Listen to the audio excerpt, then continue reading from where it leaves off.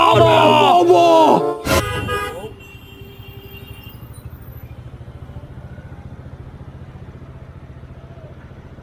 কি মানে কি কি বুঝাইলেন? পিছনে না দেখে দরজাটা ঝুম করে তো খুলে দিলেন, কিসে কি বুঝাইতে চাই একটু বুঝি আমি।